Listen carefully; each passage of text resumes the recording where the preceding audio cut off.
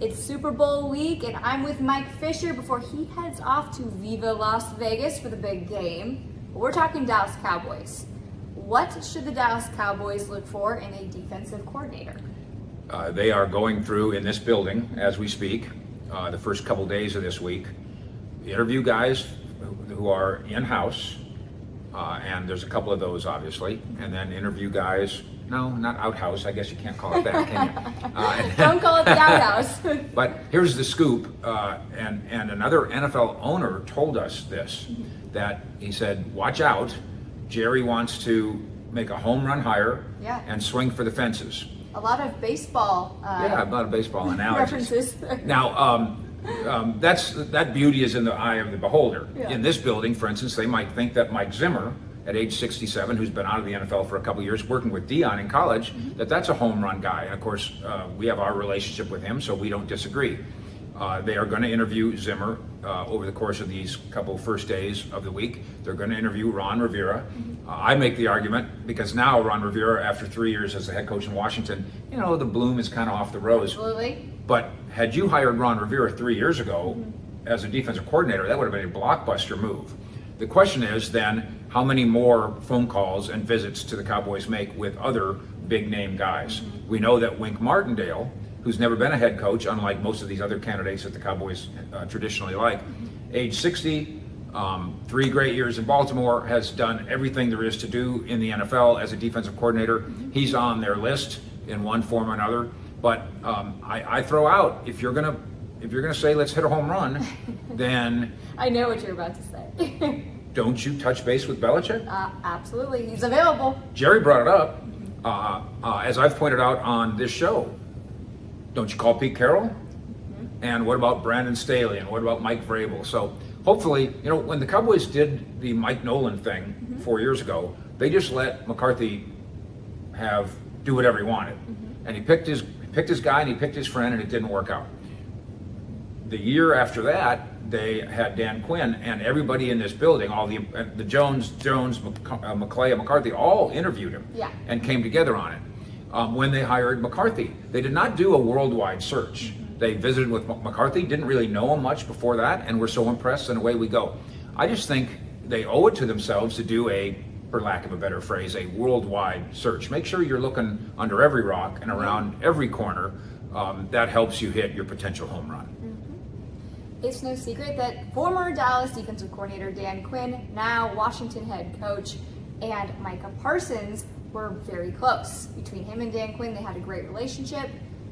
What do you think is going to happen now with Parsons, and what kind of impact does Quinn's departure have on him? Certainly, the Cowboys, for the moment, have big shoes to fill. I do think one of the first things you ask the new defensive coordinator candidate is, what would you do with Micah? Yeah. Where would you put him? How would you maximize him? And you might also ask him, is there any way you can get him off Twitter? But that's another conversation. Yeah, that would be a bonus. Gosh almighty.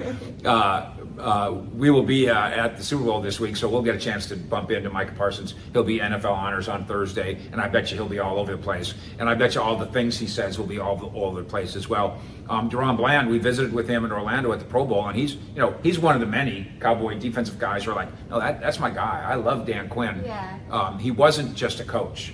He was our uncle, he was our friend, he was a mentor, he was all those things to us. He always had the backwards hat on and a big smile and asked you how your day was. And now the backwards hat is still being worn, but it has more of that reddish tint to it in Washington, and he takes Joe Quinn with it as well.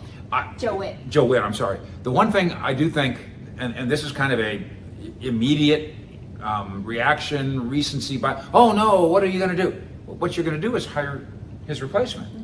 What you're going to do is the same thing that sports teams have been doing for 100 years. One guy leaves, the next guy comes in. The next guy, theoretically, could be just as good as Dan Quinn, be better than Dan Quinn.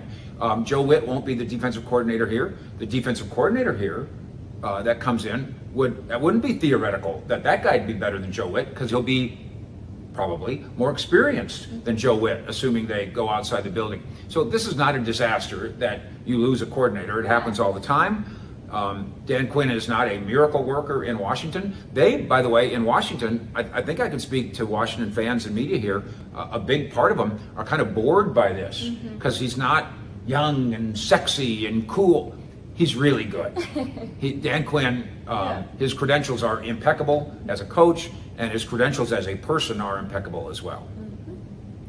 It's going to be a big storyline this offseason, and it feels like we were just talking about it. Quarterback Dak Prescott and his contract. How do you think Dak and the Cowboys should approach this contract? I know that there's certainly a sentiment among Cowboy watchers. Dak should give him a discount. You know, he's not really one of the 5 best players in it. You know, he's up for MVP. He's not really one of the 5 best players. He's not really one of the 5 most valuable. Give him a discount. It's a lovely idea. Yeah. If I'm a fan, and if I'm somebody in this building running the salary cap with a big pencil and a big calculator, I'm in favor of it too. I feel like Tom Brady set that precedent, right, and made everybody think that that's what you have to do. And it helped Tom Brady's teams totally win. Did. Dirk Nowitzki in the NBA is famous for having done it. Tim Duncan in the NBA, famous for having done it, but it's not conventional. I must say that I nod my head at what DeMarcus Lawrence said a couple years ago when he was in negotiations, and Stephen Jones, the Cowboys COO, said, "Boy, we're tied up against the tank. We could sure you." Tank said, "No, that's not really my problem. That's your problem. You got yourself tied up against it." Yeah. And the next thing you know, Tank Lawrence gets his gigantic $20 million a year contract. I would like to think that there's a compromise of sorts in there, but the clock is ticking. March 13th is the start of the NFL business year. If you don't get it done by then the next thing you know, you are facing having to deal with his $59 million cap hit. And that day, obviously you have to be cap compliant, means you will have to have done all kinds of other things, right. $20 million things to get there. So I think in the next 5 weeks, there's a new contract for Dak Prescott, simply because there almost has to be. Jerry Jones says the Cowboys are going all in this season. What does that actually look like here at the start? When he later spoke, and we had to kind of really dig through stuff, because he said a lot of things, and he said a lot of things that are Jerryese. Yeah, you speak Jerry though. I do speak it. You know, it's Little Rock insurance salesman Jerry. Yeah. And you got to kind of comb through it. He did talk about some specifics, kind of. He said, based on the Packer game, we got to figure out how to run the ball effectively, or we can control things. Most people would agree with that. Yes, we got to figure out how to stop the run, and this has been a consistent issue around here. One thing about Dan Quinn's defense, not that they didn't do it sometime, but they did end up, out of need or out of want, favoring safeties playing linebacker. Well, the next thing you know, you got 215-pound linebackers getting pushed around by 315-pound offensive linemen. We got to stop the run better, and then he said we have to be more physical. So those are still somewhat vague, but it beats Jerry just saying we're all in, which doesn't really mean anything. Not unless you have actual things that you want to do. Right. So we're all in on being a better power running team. We're all in on being a better run stopping team, and we're all in on being more physical. Those inch us a little bit closer to Jerry Jones specifics. Before I let you go, Mike Fisher, do you have any whispers that you're hearing around the star? When Jerry says all in, yeah, we have to figure out, is he talking about what he thinks all in is? And is that different than conventional wisdom? He can't be allowed, and I don't mean like we're trapping Jerry, he can't be allowed to think and to mean that all in means, well, we're going to sign CeeDee Lamb, we're going to sign Micah Parsons, we're going to sign Dak Prescott. That doesn't count as anything. Yeah. That's like saying I'm all in because I brushed my teeth and had a cup of coffee this morning. Made my bed. Made my bed. Those are the 3 things I do every morning. Yeah. Well, I don't make my bed, but we have people for that. But the CeeDee Lamb contract, the Dak Prescott contract, the Micah Parsons contract, you don't get extra credit for those things. That's not all in. That's just in. Yeah. And so the question is, when he says all in, does he mean what conventionally football fans think it means, which is we are going to be interested in Derrick Henry. We are going to try to trade for DeAndre Hopkins, just to name 2 guys. Yeah. We are willing to overspend if that guy puts us over the top. this is something that the Cowboys, of course, historically did when Jerry first got here, for sure. Yeah. But whether it was Charles Haley or Deion Sanders and many other moves that were gigantic, impactful, headline-grabbing moves.